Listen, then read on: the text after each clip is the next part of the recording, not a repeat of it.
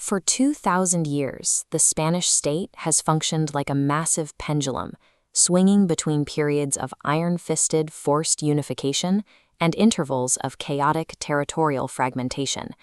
To the outside world, modern Spain appears as a stable, culturally cohesive European power. It presents a singular national image built on shared traditions and a central seat of government in Madrid. Beneath that surface lies a complex patchwork of autonomous communities. Many of these regions maintain their own distinct languages and legal identities, with secessionist movements in places like Catalonia continually testing the limits of central authority. These internal fractures represent the primary engine of Spanish history. The recurring struggle between the central state and regional identities pulling away from it has dictated the country's trajectory for centuries. To understand how the modern Spanish state manages to hold this mosaic together, we have to look at the violent extremes of the past. In the first millennium BC, the Iberian Peninsula was a decentralized map of native tribes, Celtic settlers, and Mediterranean trading outposts. No single power governed the interior or the coastlines. Rome ended this fragmentation through 2 centuries of relentless military conquest.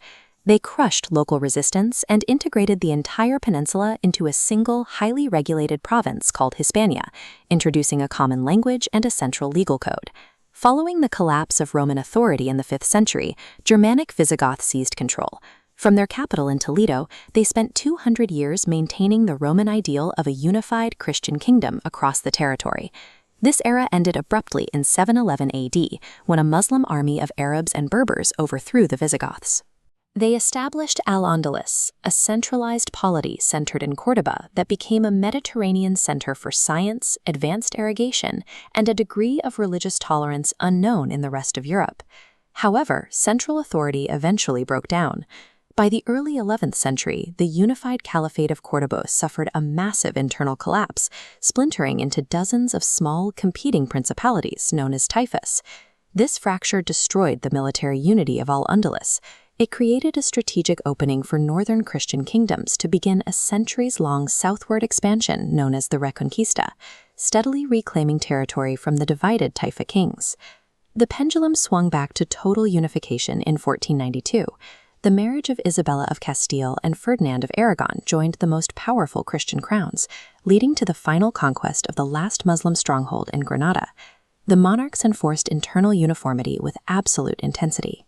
They established the Spanish Inquisition to hunt for religious dissent, expelled the Jewish population, and mandated Catholic orthodoxy as the only permissible identity for a Spanish subject. This domestic consolidation gave the crown the resources to sponsor Christopher Columbus. His arrival in the Americas shifted Spain's focus from regional survival to global expansion on a scale no European power had previously attempted. Under the Habsburgs, this territory grew into a global network across the Americas, Central Europe, and the Philippines, governed from Madrid.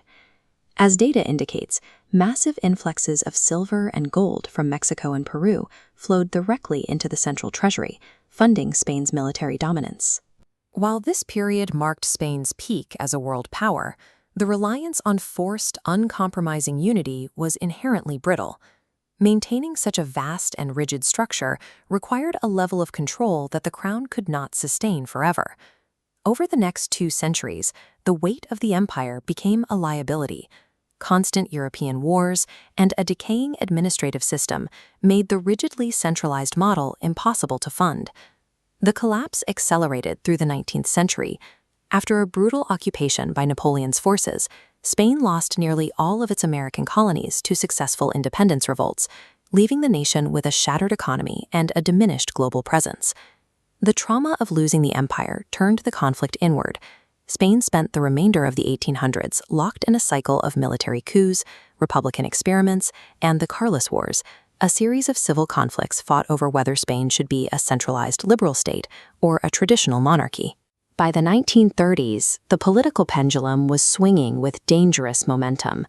The country was split between a progressive republic seeking secular reform and regional autonomy, and a conservative military faction that viewed any regionalism as a threat to the nation's survival.